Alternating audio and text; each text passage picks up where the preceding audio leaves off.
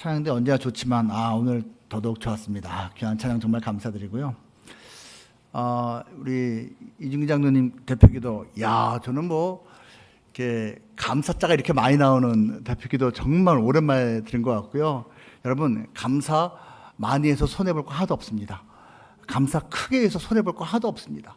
정말 우리 장로님뿐만 아니라 늘 우리 성도님들 모두가 감사 정말 하나님께 늘 감사하며 사는 멋진 교회 되기를 축복합니다. 아멘 많이 해서 또 손해볼 거 없습니다. 아멘 크게 해서 손해볼 것도 없습니다. 여러분, 인생 살다가요, 또 우리가 신앙을 갖고 있는데 하나님께서 정말 살아계시구나 라고 기뻐하며 또 고백하는 순간이 있지요. 그런데 또 그 반대로 하나님이 살아계신 거 맞아? 하는 그 순간도 간혹 있지 않습니까? 아니, 하나님이 살아계신 것은 틀림없는데 그 하나님이 지금 나와 함께 하신 건 맞아? 하나님이 지금 나와 함께 하시다면 어떻게 이런 일이 벌어질 수가 있어? 라는 그런 마음이 들 때가 혹시 있지 않습니까? 오늘 주인공 엘리야가 바로 그러한 순간을 맞이하고 있습니다. 우리는 엘리야 하면은 이 19장이 아니라 18장 내용이 먼저 떠오릅니다. 갈멜산 그 승리, 대승리를 기억하고 있는 것이지요. 여러분, 이 당시 상황 알고 계시죠? 이스라엘이 북과 남으로 나눠져 있잖아요. 그 북이스라엘의 모든 왕들이 100% 다 악했습니다. 근데 그 중에서도 아합 왕이 특별히 악했고 그 아내 이세벨이 남편보다 더 악한 것으로 묘사가 되어 있습니다. 하나님의 때가 되어서 드디어 갈멜산에서 이 엘리야가 거짓 우상신을 섬기는 선지자들과 영적인 전투를 벌이게 되었습니다. 바알 신을 섬기는 선지자 450명, 그리고 아세라 신을 섬기는 400명의 선지자들과 이렇게 맞대결을 하게 된 것입니다. 그 내용 우리 18장에 잘 나와 있습니다.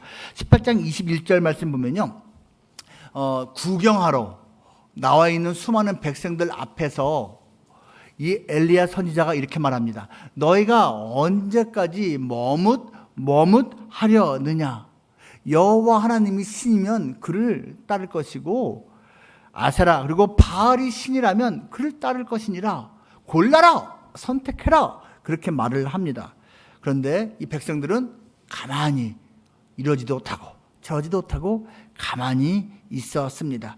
자, 드디어 각자 자기의 신을 찾기 시작합니다. 먼저 바알, 아세라 섬기는 그 수백 명의 선지자들이 다양한 모습으로 응답해달라고 자기들이 세팅해 놓은 그러한 제물 위에 불로 응답해달라고 자기들 신을 찾습니다. 근데 하루 종일 아무리 애를 써도 그 신이 응답하지를 않습니다. 18장 26절 말씀 보면요, 그 거짓 우상을 섬기는 선지자들이 하루 종일 자기들 신을 쫓다가 나중에는요 자해도 한 것 같고요. 그러면서 뛰놀면서 자기의 신을 부르는 장면이 나옵니다. 근데 여러분, 좀 이상하지 않습니까? 불로 응답해 주길 바라면서 기다리고 있는데 뛰논다라는 그 말 자체가 약간 이해가 되질 않습니다. 사실은요, 여기에 나와 있는 그 18장 26절에 뛰놀더라라는 이 단어는요, 그 앞에서 엘리야 선지자가 너희가 언제까지 이 둘 사이에서 머뭇하려느냐 했던 그 단어와 같은 단어입니다. 머뭇하다와 뛰놀더라가 같은 단어예요. 이 단어를요, 그래서 킹 제임스 버전이라고 하는 다른 영어 성경 번역에서는 그들이 껑충 뛰었다라고 번역을 해 놓았습니다. 쉽게 말하면 이거예요. 이렇게 했다가 이렇게 하는 모습을 묘사하는 단어입니다. 그때 그 북이스라엘 백성들은요, 하나님도 아니고 또 가짜 그 우상신도 아니고 왔다 갔다 하는 모습이었고 그들이 그 신을 찾는 모습조차도 그러했다라는 것입니다. 하지만 응답이 없었습니다. 그래서 드디어 이제 엘리야 선지자의 차례가 되었습니다. 제단을 세팅을 합니다. 그리고 제단 위에 제물을 올려놓습니다. 송아지입니다. 도랑을 파괴합니다. 그리고 시내에서 물을 3번씩이나 길러오게 합니다. 그리고 그 도랑에다가 물이 흐르게 합니다. 제단과 그리고 제물 위에 물을 계속 부어서 흠뻑 젖게 만듭니다. 그리고 하나님을 찾는 것이죠. 하나님께 호소하기 전에 그는 먼저 엘리야는 그 제단을 수축합니다. 18장 30절 말씀 보면 엘리야가 제단을 수축했다라고 나와 있습니다. 여러분, 수축했다는 단어가요, 쉽게 말하면 고쳤다는 뜻입니다. repair입니다.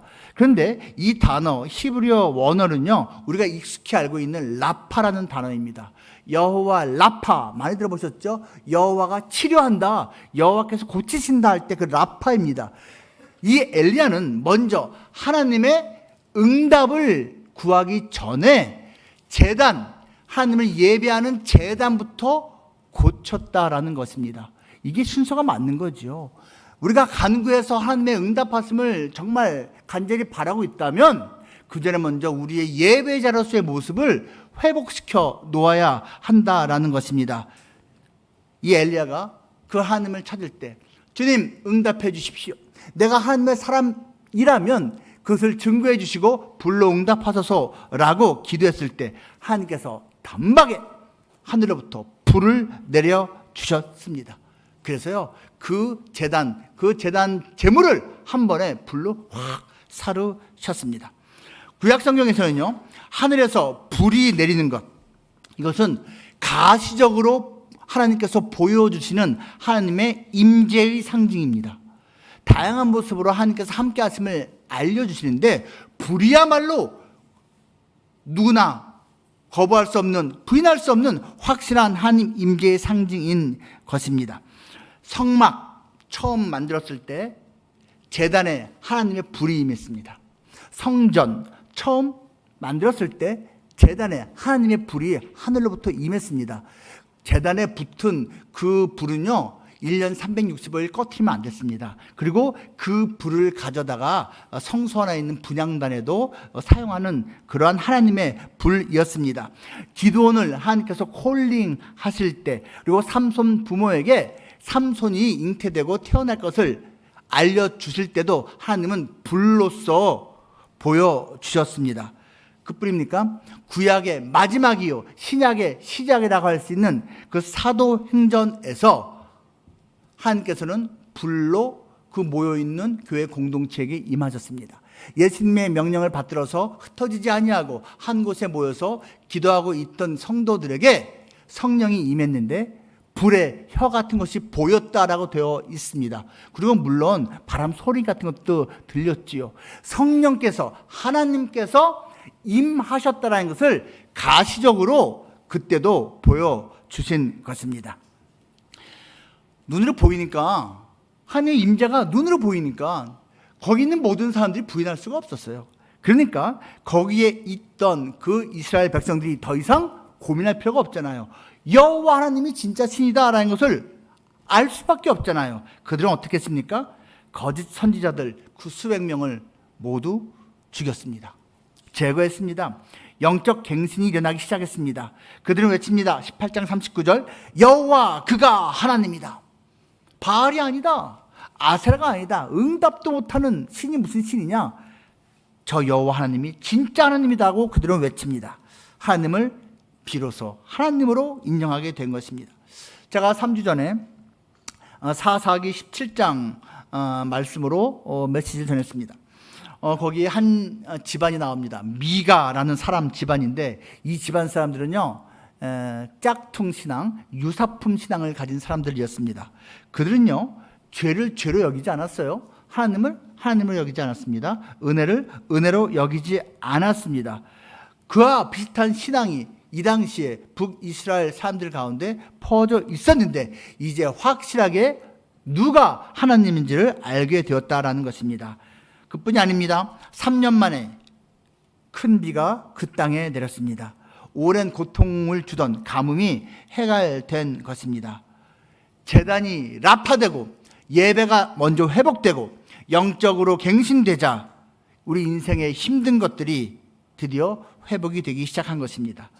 여러분, 이쯤 되면은 엘리야가 얼마나 자신감 있겠어요. 의기양양하겠어요. 하나님의 살아계심을 나는 알고 있었지만 이들에게도 보여주었으니까 얼마나 뿌듯했겠습니까? 그런데 오늘 본문은 18장이 아닙니다. 19장입니다. 갈멜산 승리 그 이후입니다. 이 놀라운 사건의 소식이 그 악한 이세벨에게 전달됐습니다. 오히려 그 남편 아합은 그 소식 앞에서 그냥 벌벌 떨면서 아이고 하나님이 진짜 있는가 보다 하고 쫄아 있었는데, 그 아내는요 이 소식을 듣고 마음이 겸손해진 게 아니라 더 완악해졌습니다. 그리고 어떻게 메신저를 사자를 이 선지자에게 보냅니까? 너도 죽여버릴 거야. 네가 감히 내 선지자들 다 죽여? 내가 이맘때쯤까지는 너를 반드시 죽여버리고 말 거야. 그렇게 협박을 했습니다. 그런데 정말로 뜻밖에도 이 대선지자가 그 악한 사람의 메시지를 전해 듣고 갑자기 영적으로 확 주저앉게 됩니다. 그 살해 협박이요, 무섭긴 무서울 거예요. 사실 그 이전에도 그 이세벨과 아합은 수많은 하나님의 선지자들 다 죽였거든요. 죽일 수 있는 나름대로의 파워가 있어요. 그러니까 그것이 단순한 그냥 겁주기만은 아니었을 것입니다. 하지만 이 엘리야가 어찌하여 그 협박을 듣고 이렇게 쫄 수 있단 말입니까? 여러분 여기 말씀을 보면요, 2절에서 엘리야가 그 대적의 말을 듣고 무너지기 시작합니다. 듣고 그 악한 자의 악한 말을 듣고 그걸 계속 되새김질합니다. 그가 날 죽인다고 했어. 나 죽을 거야. 그가 날 죽인다고 했어. 난 이제 끝났어. 되새김질하는 거예요. 3절 말씀 보면요, 엘리야가 그 상황과 형편을 보고 일어나서 도망갔다고 말하고 있습니다. 우리가 여러분 영적으로 강건한지 강건하지 않은지를 가늠할 수 있는 기준 중에 하나 뭔지 아십니까? 보이는 것, 들리는 것을 어떻게 해석하느냐를 보면 압니다.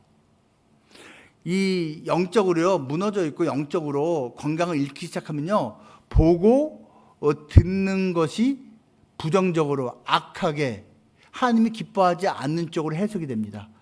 반영이 됩니다. 작동을 합니다. 그런데 내 속이 강건하고요, 하나님이 기뻐하시는 모습대로 내 영혼이 서 있다면 보고 듣는 것을 가지고 악하게 어리석게 반응하지 않습니다. 하나님이 기뻐하신 대로 반응할 수 있습니다. 그런데 안타깝게도 엘리야는 그렇게 하지 못했습니다. 3절, 4절, 10절, 14절 보면 반복해서 엘리야는 자기 생명에 집착을 합니다. 나 이러다가 정말 죽겠다고, 하나님 차라리 하나님이 날 죽이라고 이렇게 말을 합니다. 엘리야는 지금 죽고 싶다, 죽겠네, 이러다 정말 죽겠네 라는 심정을 갖고 있습니다. 여러분 인생 살아오면서 깨달은 거 있으시죠? 살고 죽는 거는요 우리의 계획이나 의지가 아닙니다. 생명은 하나님께 달려 있습니다. 100%. 하나님께서 살려주시면 사는 거고요, 하나님께서 데려가시면 데려가시는 거예요. 내가 살고 죽는 것은 대적의 파워에 달린 것도 아닙니다. 하나님께서 나를 지켜주시면 지켜주시는 거예요. 아무것도 아닌데 하나님께서 내어주시면 끝나는 거고요. 사실 우리가 고백해야 될 것은요, 죽겠네가 아닙니다. 모든 것이 죽게 있네입니다. 죽게 있네. 죽게 있네 해야 될 것이었다가 죽겠네. 이걸 자꾸 되새김질 하면서, 그러면 이제 나의 영혼이 점점 꺼져 가게 되는 것이죠. 엘리야가 급성 우울증에 걸립니다. 탈진합니다. 두려움에 빠집니다. 그 영적으로 해악 바이러스가 침투된 것입니다. 이런 엘리야의 모습을 보면서 여러분은 어떤 생각이 드십니까? 저는 인간적으로요, 안타깝지만 이해는 되지. 그래, 엘리야도 사람이었어. 이겁니다, 여러분. 엘리야가 너무 완벽하면요, 멋있네. 근데 나랑 무슨 상관? 이럴 거예요, 저는요. 근데 엘리야가 인간적으로 하자가 있고 비틀거리는 모습 보니까 왠지 같은 부류인 느낌? 왠지 나도 엘리야하고 좀 가까운 느낌이 막 드는 것입니다. 야고보서 5장 17절에서는요 엘리야에 대해서 이렇게 말합니다. 엘리야가 우리와 성정이 같은 사람인데 그가 기도했더니 3년 반 만에 비가 내려서 이제 다 해갈됐다. 그 내용이 나와 있어요. 뭐 뒤를 강조하는 거죠. 우리와 성정이 똑같은 평범한 사람인데도 기도했더니 놀라운 기적이 일어났다. 오케이. 근데 저는 앞을 말하고 싶어요. 아, 엘리야 우리와 똑같이 연약한 사람이구나. 저는요, 제 뭐 아들, 딸이나 또는 이제 다른 우리 인생의 후배들에게 정말 기회가 있으면 종종 이런 말을 해주고 싶어요. 예, 너 아빠 보고 실망스러운 거 종종 있지? 야, 너 목사님 보고 짜증나는 거 막 있지? 그때 기억해. 아빠도 사람이다. 목사도 사람이다. 여러분, 완벽한 아빠 기대하십니까? 아빠인 여러분은 완벽하십니까? 완벽한 목사 기대하십니까? 엘리야도 이랬다니까요. 엘리야도. 다른 수많은 사람, 믿음의 영적인 우리 리더들도 다 이렇게 연약하고 비틀거리고 넘어진 순간이 있다라는 것입니다. 지금 이 엘리야는 광야로 들어갔습니다. 진짜 글자 그대로 4절 말씀, 그는 광야에 가 있습니다. 아니 원래 따르던 사환 종이 있어요. 근데 그 종마저도 넌 집에 가라 해놓고 혼자 또 광야 들어갔네. 여러분, 이게 우울증 걸린 사람 특징인 거 아시죠? 네, 우울증 걸린 사람들은요 자꾸 혼자 있으려고 그래요. 그러면서 외로워 그래요. 누가 옆에 있으면 가라 그래요. 그러면서 외로워 그럽니다. 여러분, 이게 우울증 걸린 사람 특징입니다. 옆에 있는 분들이요 좀 지혜롭게 반응해야 돼요. 좀 붙어있다가 살짝 떨어졌다가 붙어있다가 이걸 반복을 해줘야 되는데, 엘리야 혼자서 광야에서 40일을 지냅니다. 입맛이 없겠죠. 우울증 심하게 걸린 사람이 뭐 밥맛이 있겠습니까? 잠만 잡니다. 그때 천사를 하나님이 계속 보냅니다. 그리고 일어나라, 먹어라, 먹여줍니다. 여러분, 수면 방해하는 거 아니에요. 안 먹고 잠만 자면은 체력이 너무 떨어지고 영적으로도 안 좋거든요. 악한 이세벨의 사자는, 메신저는 내일까지 널 죽일 거야, 무너뜨리는 역할을 했고요. 하나님이 보낸 천사 메신저는 살리는 역할, 구원해주는 역할을 합니다. 우리가 바로 하나님이 보내는 그 메신저 같은 사람들로 부름받은 존재들이죠. 이 천사가 그 사명을 잘 감당했습니다. 제가 언젠가 이지성 교수 얘기했잖아요. 대학교 4학년 졸업반 때 7중 교통사고를 당해서 온몸이 머리끝부터 발끝까지 불탄, 얼굴까지 3도 중화상, 30번 넘는 수술, 피부의 55%가 전부 타버린, 사고가 난 다음에요, 중환자실에 누워있으면서 죽고 싶을 거 아닙니까? 어떻게 정신이 멀쩡하겠어요? 자기의 모습을 얼핏 보게 됩니다. 이 유리에 비친 자기의 모습. 너무 괴로워하다가 이렇게 살아서 뭐하나, 죽고 싶어요. 주변 사람들이 말하는 게 들립니다. 간호사들이 지네들끼리 수근덕거리는 게 들리는 거예요. 아이, 죽어버린 게 낫지. 저 사랑 무시를 하겠어? 근데 그 환자가 듣고 있다니까요. 근데 지금 영적으로 무너졌기 때문에 들리는 것이 자기한테는 악하게 작용하는 거예요. 난 죽어야겠구나. 제가 가던 꼬마가 우연히 딱 이 사람을 보고 나서 엄마한테 가서 말합니다. 엄마, 저기 괴물 있어. 이티야, 이티. 외계인이야. 무서워. 아, 남들은 나를 괴물로 보는구나. 죽어야겠다. 그래서 누워있다가요, 이제 뭐 이렇게 뭐 이렇게 줄 같은 게 많이 달려있잖아요. 나 이거 빼버리고 죽어야지. 가서 확 뺐답니다. 근데 안 죽더래요. 뭔가 봤더니 소변줄을 뽑았답니다. 소변줄 뽑았다. 퇴원했습니다. 태어나기 바로 직전에 마지막으로 한 것이 이제 그 새카맣게 탄 피부를 긁어내는 것이었답니다. 까맣게 눌러붙어서 피부가 이걸 다 긁어내는 건데 너무 아파서, 너무 고통스러워서 차라리 죽여달라고, 차라리 미쳐버리게 해달라고 하나님께 기도를 했대요. 근데 어찌어찌 다 끝났습니다. 그리고 집에 왔습니다. 집에 왔는데 이제 내일이면 교회 갑니다. 원래 찬양대였어요. 내가 저 교회 갈 수 있을까? 찬양대 사람들이, 성도들이 나를 보고 찌찌찌찌 할 텐데 내가 견딜 수 있을까? 어떻게 하지? 온몸이 불타서 머리털도 하나도 없고 눈썹도 없고 손가락도 다 타갖고서 엄지만 남기고 8개 손가락 다 잘랐는데, 주일 전날에 고민하다가 내일 교회를 갈 것인가, 오늘 밤 옥상으로 올라갈 것인가, 정말 고민 많이 했답니다. 근데 바로 옆에 가족이 있었기에 그 가족들을 보고 용기 냈고 다음날 교회 갔습니다. 그리고 예배를 드렸습니다. 그 성도들이 많이 아끼고 사랑해 줬죠. 그 교회에서 마음으로 하나님의 음성을 들은 겁니다. 지선아, 내가 너를 사랑한다. 내가 너를 사랑한다.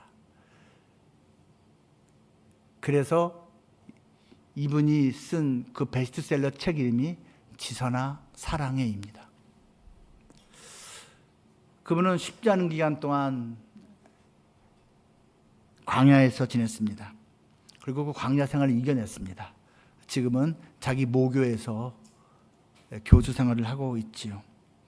여러분, 우리가 원치 않는데요, 광야를 원하는 사람 없을 겁니다.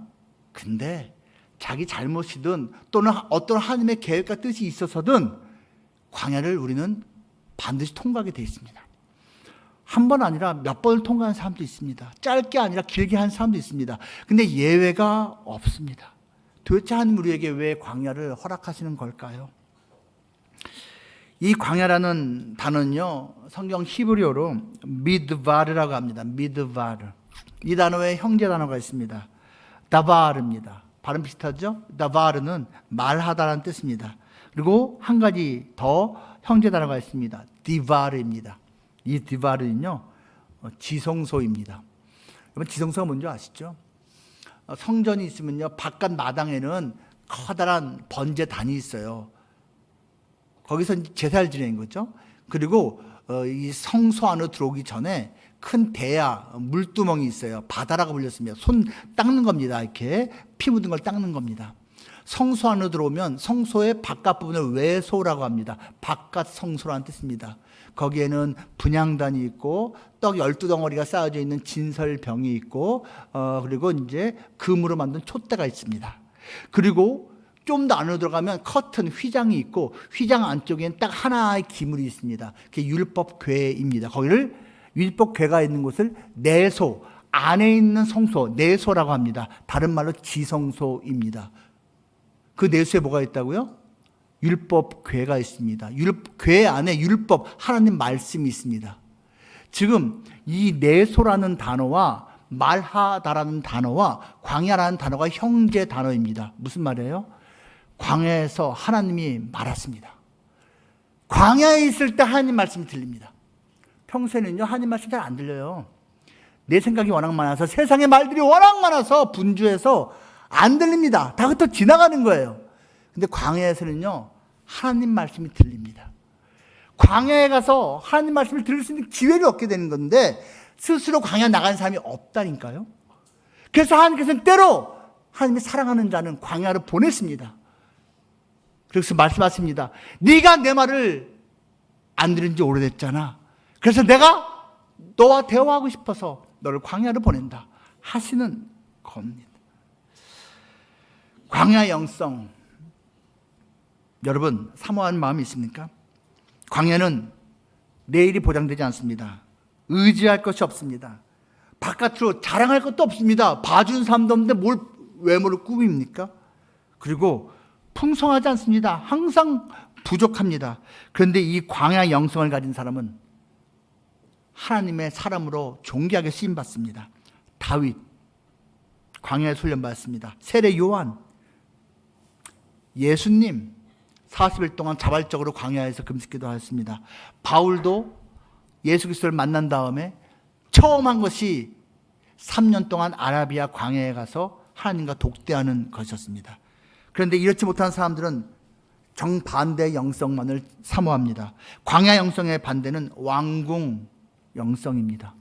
화려하죠. 모든 것이 풍족하죠.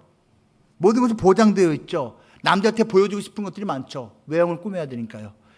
그런데 이 왕궁 영성에만 찌드는 사람은 결코 하나님의 사람답게 살 수가 없습니다. 사울 왕을 보십시오. 헤롯 왕을 보십시오. 예수님은 광야 영성을 우리에게 가르쳐주고 싶어 하십니다. 지금 이 광야 한복판에 있는 엘리야에게 하나님께서 사자, 메신저를 보내십니다. 그리고 먹을 것을 공급해 주십니다. 그러면서 어루만져 주십니다. 광야에 가면 그 어느 때보다도 진하게 하나님의 어루만져 주심을 체험할 수가 있습니다. 예수님께서는 우리의 모든 연약함을 다 아십니다. 그리고 긍휼히 여겨 주십니다. 필립 얀시라고 하는 유명한 기독교 작가가 쓴 책이 있죠. 내가 고통당할 때 하나님 어디 계십니까? 때로 이렇게 느껴질 때가 있다니까요. 나 이렇게 힘들어 죽겠는데 하나님 어디 계신 거예요? 계시긴 한 거예요? 뭐 하시는 거예요? 물론 결론적으로 알고 있습니다. 그 순간조차도 하나님이 함께하고 계시다라는 것을 말합니다. 히브리서 4장 15절이 이렇게 말합니다. 우리에게 있는 대제사장은 예수님이에요. 우리의 연약함을 동정하지 못하실 리가 아니요. 모든 일에 우리와 똑같이 시험을 받으신 이로되 죄는 없으시니라. 무슨 말이에요? 예수님도 온갖 광야의 시간 다 보내셨습니다. 예수님도 고통의 순간, 고난의 시간 많이 보내시고 죽음까지 당하셨기에 우리의 광야의 아픔을, 힘듦을 다 알고 계시다라는 것입니다. 주님만 내 도움이 되시고 주님만 내 빛이 되시는, 주님만 내 친구 되시는 광야. 주님 손 놓고는 단 하루도 살 수 없는 곳 광야. 광야에 서 있네. 광야를 지나며라는 노래의 가사이지요. 여러분, 진짜로 자기 속사람하게 한번 물어보시고 대답해 보십시오. 난 주님밖에 없어요. 나 주님 손 놓치면 나는 죽어요. 끝이에요. 라는 마음이 있습니까? 은근히 사실 주님이 있으면 좋은 건 맞지만 없어도 그닥 아쉽진 않은데, 주님 손 놔도 사실은 내가 좀 비빌 때가 좀 있는데 라는 생각이 혹시 드십니까? 그런 분들은 기대하시기 바랍니다. 하나님께서 확실하게 가르쳐 주실 겁니다. 주님 손 놓으면 여러분 한 1, 2 남는 게 아니라 끝입니다. 이거를 광야 체험한 사람들은 다 알고 있습니다. 그 주님을 우리는 만나야 합니다. 그 광야의 끝이 무엇입니까? 동굴입니다. 광야를 통과했다 싶었는데 마지막 들어간 것은 하나님의 산 호렙에 있는 동굴이었습니다. 여러분 동굴 들어가 보셨습니까? 조그만 거 말고 긴 거. 여러분 진짜 긴 동굴은요 빛이 하나도 없습니다. 축축합니다. 어둡습니다. 무섭기조차 합니다. 거기에 지금 이 하나님의 사람 엘리야가 들어가 있습니다.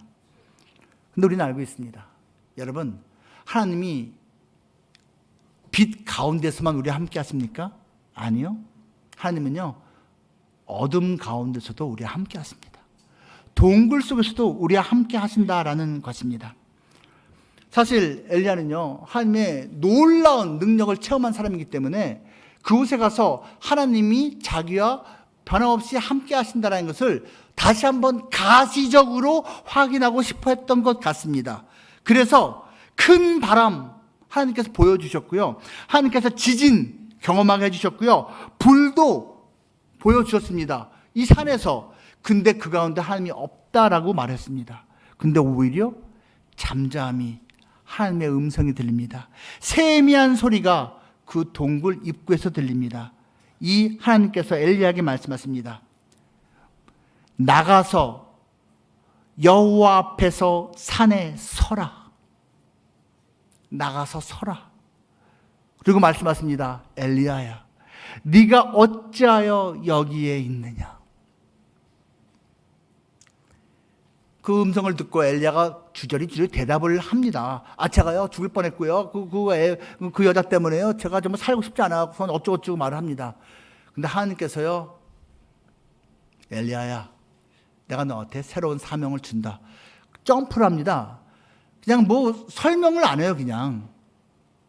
하지만 그 하나님의 음성을 듣고 이 엘리야는요, 갑자기 기운이 납니다. 소생합니다. 이겁니다. 하나님이 지금도 함께 하시는구나. 광야에서도 동굴에서도 하나님이 함께 하시는 거네 라고 그 영혼이 인식하게 된 것입니다. 여러분, 제가 욥을 참 좋아하거든요. 정말 좋아합니다. 인생을 웬만큼 살면 좋아하게 되었습니다. 청년들 욥 좋아하는 거 이해 안 되죠? 인생 웬만큼 살면 좋아하게 되었는데요, 욥이 도저히 이해할 수 없는 고난을, 고통을 당하면서 너무 이해가 안 되니까 하나님한테 계속 질문하고 따졌어요.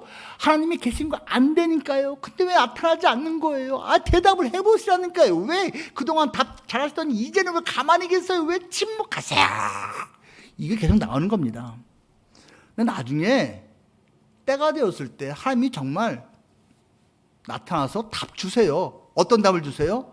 사실 말이다, 네가 이런 고난을 당한 이유는 네가 이렇게 했기 때문에, 또 내가 이런 계획이 있기 때문에. 그런 말씀 안 하세요.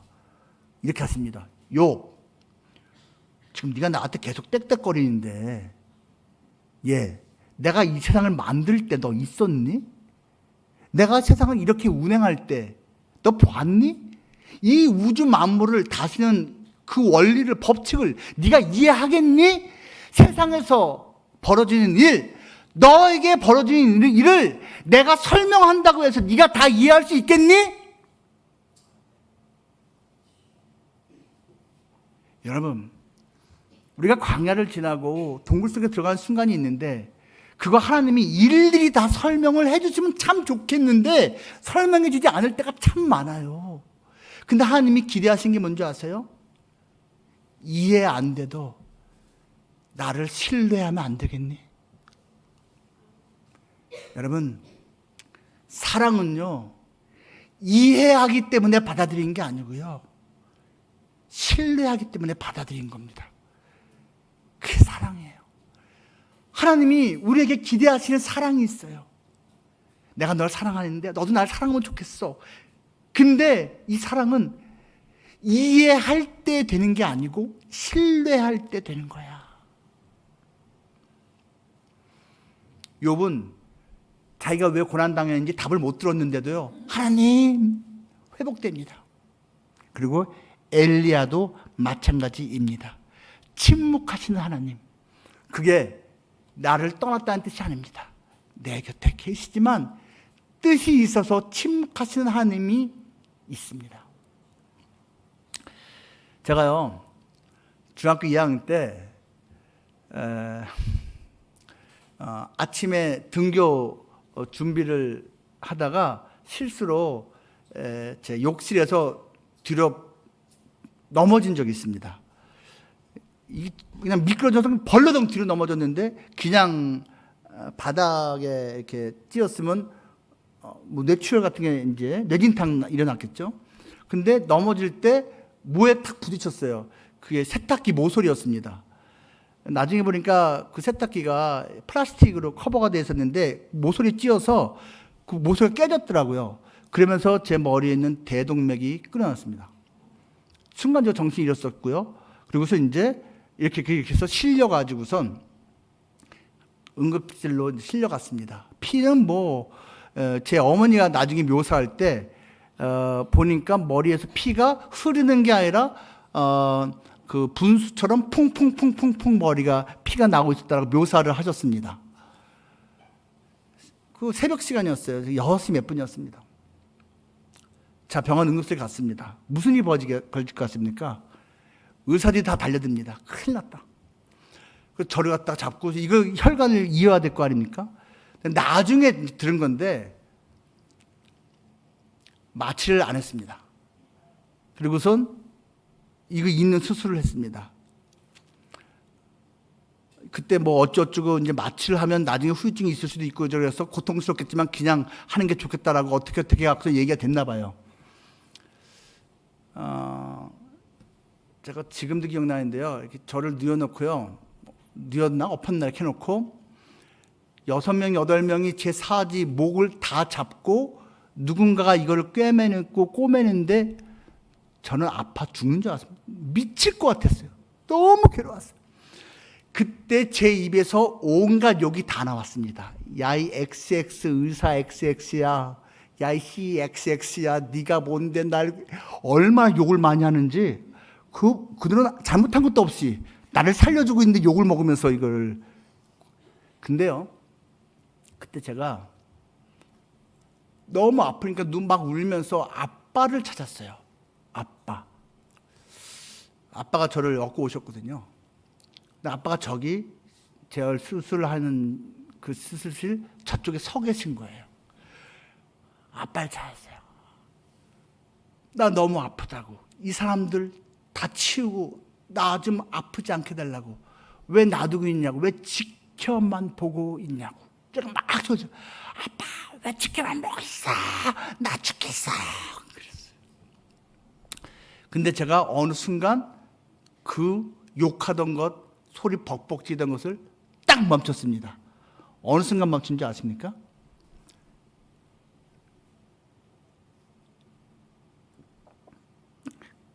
저기 떨어져 있는 제 아버지 눈에서 눈물이 흐르기를 봤어요.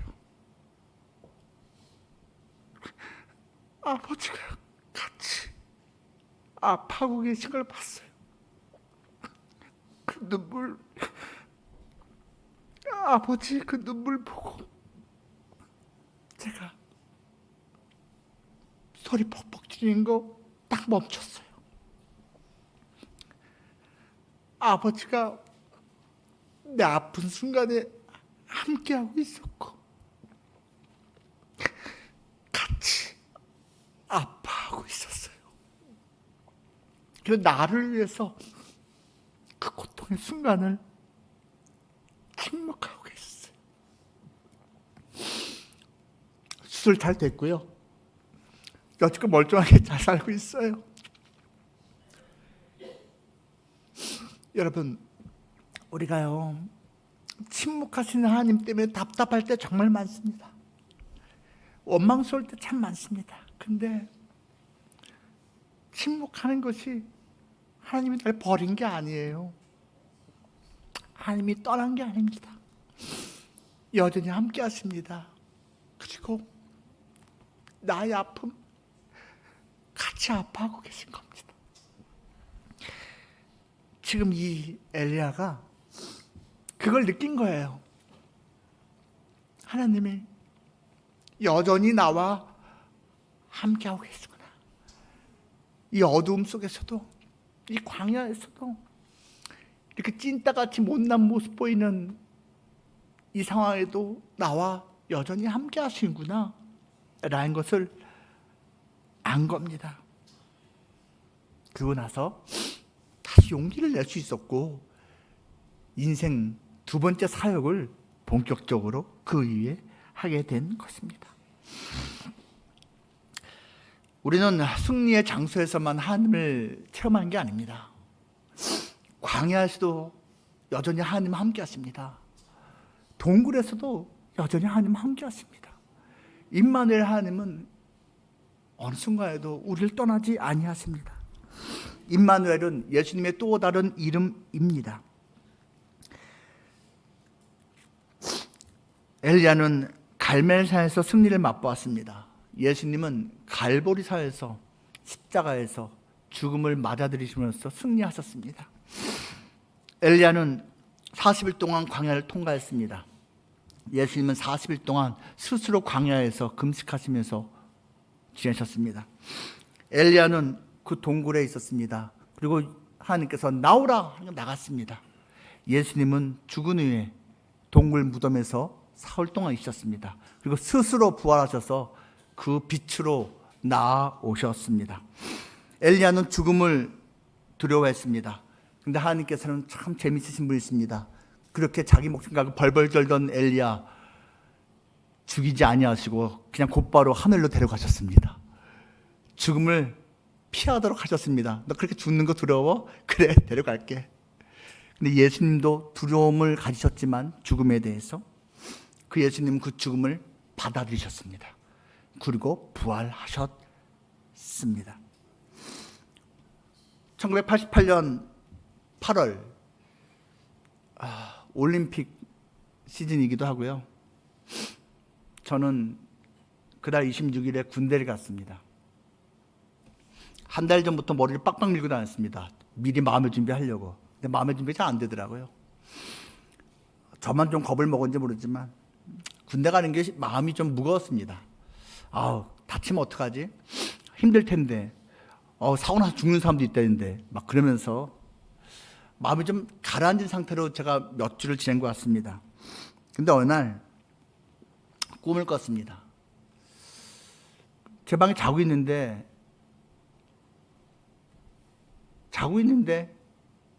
누가 날 부르는 거예요. 태양아, 태양아. 자다가 벌떡 깼습니다. 깼는데 또 들리는 거예요. 태양아. 제가 그때 대답을 했습니다.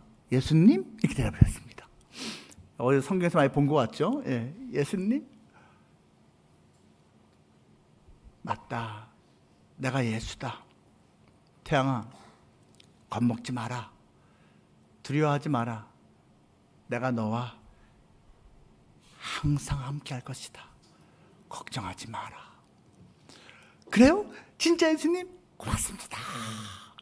너무 좋아서 제가 할렐루야 고맙습니다. 아멘 아멘 아멘 이러다가 잠에서 깼어요. 나는 틀림없이 깨서 대화를 했는데 그게 꿈이었더라고요. 그래도 너무 기뻐서 제가 정말 동이 틀 때까지 찬송을 몇 개를 불렀는지 그러다가 그렇게 아침을 맞이한 기억이 있습니다. 여러분, 저는요 기본적으로 인생을 참 긍정적으로 당당하게 살아가는 편입니다. 물론 저도 낙심하고 좌절할 때 있었지만요. 근데 제가 비교적 당당하게 살아간 근거는 무엇일까요? 제가 믿을 구석이 있어서, 내세울 게 많아서, 자랑할 게 있어서, 제가 자신감이 원래 많아서 절대 그렇지 않습니다. 여러분, 제가 어린 시절부터 지금까지 제가 좀 당당하게 긍정적으로 세상을 바라보는 가장 큰 이유는 예수님이 나와 함께 하신다고 했다. 이것입니다. 예수님이 함께 하신다는 것을 믿기에 알기에 잠시 흔들릴 수 있어도 쓰러지지 않습니다. 예수님이 함께 하신다는 걸 알면 다시 용기 낼 수 있거든요. 근데 이것을 저에게만 말씀하십니까? 아닙니다. 우리 모두에게 임마누엘 예수님께서 말씀하신 겁니다. 볼지어다 세상 끝날까지 내가 너희와 항상 함께 있을 것이다. 예수님의 약속입니다. 예수님께서 함께 하시는 것, 이것이 우리에게 최고의 복이요 은혜입니다. 2022년 3월에 제 후배가 편집장으로 있는 월간 목회라는 잡지에서 좀 글 좀 써달라고 요청이 와서 제가 글을 써서 보낸 게 있습니다. 아들, 딸에게 보내는 편지입니다. 저보고 이렇게 주제를 선택하라고 했기 때문에 제가 선택한 주제입니다. 아들, 딸에게 주는 편지. 그 내용이 이겁니다. 아들아, 딸아, 하나님은 한평생 이 아비와 함께 하셨다. 그리고 함께 하시는 그 하나님이 최고의 축복이라는 걸, 은혜라는 걸 나는 알고 있다. 이러한 은혜를 너희도 마음껏 받기 바란다. 누리기 바란다. 함께 하시는 하나님이 최고의 은혜다. 이 임마누엘 하나님, 예수님 잡으면 그게 인생 승리다. 이런 내용을 제가 썼습니다.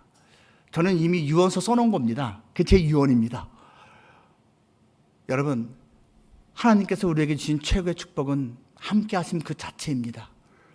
함께 하시는 그 하나님, 임마누엘 하나님 예수 그리스도, 그 예수님께서 우리와 영원히 함께 하신다고 했으니 그 약속 붙잡고 남은 평생 멋지게 승리하는 우리 모두가 될 수 있기를 주님의 이름으로 축복합니다.